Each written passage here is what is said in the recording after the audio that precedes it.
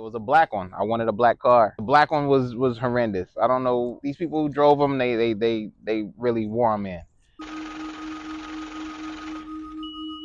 So before we get into why I chose to rescue my Model 3, let's get into why I even wanted to purchase an EV to begin with. So my brother, he's had multiple Teslas. I was your typical Tesla hater, EV hater. I was like, why? You just pull into a gas station, pump up your gas, keep going. EV, you got to park it, charge it, wait a while. It's inconvenient, this, that, and the third, right? My brother kept telling me, no, like it's great. Just test drive it. I promise you, you're going to want to buy one after a test drive. I kept ignoring him. Finally gave in one day, went and test drove it, and actually fell in love with it. So I started looking around and said, okay, now, how do I purchase a vehicle? I went to Tesla. Tesla has this thing where you pay $250 upfront deposit. They bring a vehicle to you sight unseen, and then if you like the car, great, you purchase it. If you don't like it, you walk away, but they keep your $250. I thought, I didn't like that. I didn't agree with that concept. Buying a used car, it's not my first used vehicle. I want to get in, feel it, see what it's like, how it drives, how it handles, if it needs alignments, things like that. So I was like, okay, let me look into third-party dealers. So as I'm looking at third-party dealers, I'm talking to my brother. He's like, I asked him, what's important? What do I have to look for when looking into purchasing an EV? He told me about a company, not sponsored by them at all, called Recurrent. Recurrent lets you know about the battery health. He told me, mileage is not necessarily a concern unless you're not concerned with warranty or not.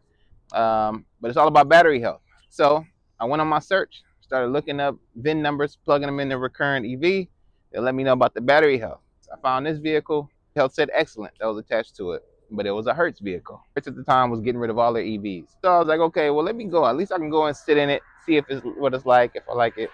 So I actually found two vehicles that I was interested in. Both were at Hertz. It's a little controversial to purchase an old rental car. You don't know how these drivers abuse them. The vehicle did have higher mileage than typically wanted. So who knows what state the vehicle was in. I went down, it was between this vehicle and another. It was a black one. I wanted a black car. The black one was horrendous. I don't know. These people who drove them, they really wore them in. This car happened to be the best that was on the lot. So I went ahead and jumped in it. The price was nice. The price was at about $20,000. At that time, there was a used EV tax credit that was involved. You get $4,000 off of a 2-year-old vehicle priced at 25 and under. This car was at 20, which was great. I was like, okay, with that tax credit, it'll drop it down, after taxes to 16 roughly. So I said, okay, why not? The mileage was around 70,000, so I was out of my basic warranty. My bumper-to-bumper warranty was done. So that ends at 50,000 or 8 years. But Tesla does warranty the battery, the high voltage battery, up to $100,000. If you purchase from Tesla, I think it's $120,000. But I was like, okay, 30,000 miles. I don't really drive it that much, so it shouldn't be an issue for me, right? Aside from some of the cosmetic, it was just a little curb rash on the wheels, one small panel gap. Other than that, it was pretty good. I didn't have any issues with the vehicle. I loved it. Test drove it. It was great. The key thing about purchasing a car from Hertz is the price is the price. There's no haggle. Sorry, my Tyler is he's a Ninja Turtle today, so he's featured in this video. The price that was listed was the price you're gonna get. Talked to the salesman. We went for the drive, and he said, "Do you like it?" I said, "Yes, I like it." What about the income tax, the tax credit? How does that work? He said, "No, we apply it now as your down payment." So I immediately took the car down $4,000. I said, "Oh, great. Can't pass up that deal." So went ahead, pulled the trigger, purchased my 2022 rear-wheel drive Tesla Model 3 for about $16,500. That's the base model. Here's my takeaway from my time searching and researching and purchasing a vehicle. You're going to third-party dealerships. The salesmen, if they don't own a Tesla themselves, they don't really offer much information about the vehicle. So that falls on you, the consumer, to really do your research. Hop on Reddit forums, go on YouTube, talk to anybody that owns a Tesla, because there's certain things that you need to know about these vehicles. One, pedal driving. If you live in an apartment, what's your lifestyle? How are you going to charge? You're going to supercharge it all the time? Or are you living at home? Can you plug it in? Do you have an adapter so you can go into any other charging facilities outside of Tesla superchargers? So these are all things that I wish I would have looked into as well. Some small kind of technical things. These vehicles, they started off with an Intel Atom chip. These were the first generation vehicles that came with this older chip. Right around 2022, depending on when your car was made, they switched over to a chip called AMD Ryzen chip. It's a faster processor. My wife purchased the 2022 Model Y. Hers has the Ryzen chip. My 2022 has an Intel. Unfortunately, what I did find out after purchasing my vehicle is Tesla is slowing down the updates and upgrades that they're going to be doing for the Intel chip vehicle. They're going to continue on with the Ryzen. So I purchased the same year vehicle as my wife, but her car will be getting a lot more upgrades moving forward than mine will. Mine will kind of get left in the past.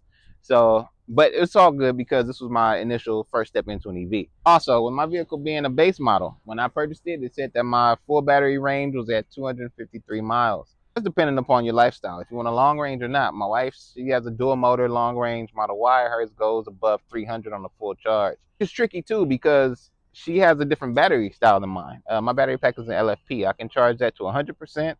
And let it sit there. Tesla says it doesn't degrade the battery much. A non-LFP vehicle like my wife's, they recommend up to 80, 90 to 100 if you're about to go on a road trip. So it's also something to keep in mind when you're purchasing your vehicle. Me personally, like I said, I commute maybe 15 miles a day. I charge my vehicle once a week. Charge from like 20% to 100. Cost me around $18. Saves me a lot on fuel costs. Another thing, I'm 6'1" ish, right? 230 pounds. I have a 15-year-old son. He's about my height, about my size. I have a 3-year-old toddler, huge car seat in the back. My wife is tall. She's 5'9" ish.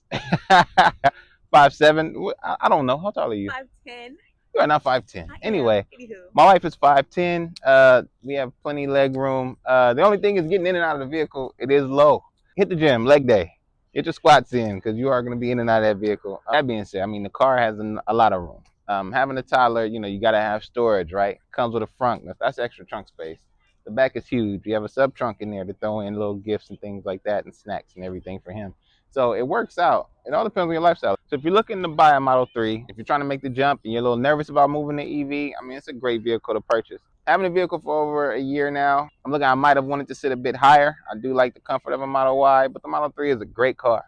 I had some small issues and that's what this channel is about. If you see my first video with me fixing my check strap, I'm going to be moving forward and showing you how to fix these small issues with avoiding the service center, save a little bit of dollars. So I'll get into what's going on with the vehicle moving forward. You guys will go on that ride with me and see what's going on and how to fix it for the low. So if you do decide to jump into the EV world, here's my key takeaways.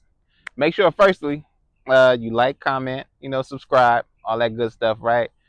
Secondly, recurrent. I promise you, it'll save you a lot of time. You look at the battery health.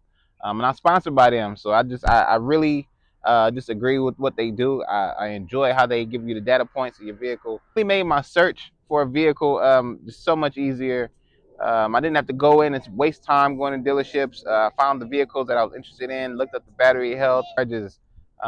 They send you a monthly report on your vehicle status and your battery health status. It's just a great company. It's free. Number 3, do your research. Make sure you go into the forum, go on YouTube, find channels like mine, find channels like my brother, Cobra Told You. He'll go and he'll show you his purchasing experience going through Tesla if you do decide to go that route. Also, if you do go through Tesla, if you would be so kind to use my referral link, save me and you money. It'll be down in the description below. You can get $2,000, $2,500 off, I believe, if you purchase a new vehicle or used. Whatever. I mean, it'll benefit you and me. Why not? Right? Fourthly, when you do decide on a vehicle to go and see, do your walk around. See if it's okay. What shape is it in? Do you have dings? Do you have curb rash? Is there repainted panel gaps? Things that might bother you about the vehicle. Just do a complete walkthrough. See if it meets your needs. If it's okay. If the price is right, then why not, right? And then lastly, make sure again, like, comment, subscribe, share the video. It's gonna be fun. This is my first go around at this. It's a great starter vehicle. This car is fun. You just jump in and go. There's no real maintenance. There's no oil changes. Brakes are seldom. You're just changing windshield wiper fluid. And putting air in your tires. So it's just a great fun vehicle. I'm having fun in it. It's been a year, like I said, so far. I really love the car. I think you guys would too. But yeah, stick around. I'll be doing a little bit of mods and upgrades and things like that to this car. Should be fun. So thank you for coming in and spending your time with me. Could have been anywhere else in the world, but chose to be with me. This car is not perfect. Nothing or anyone in this world is.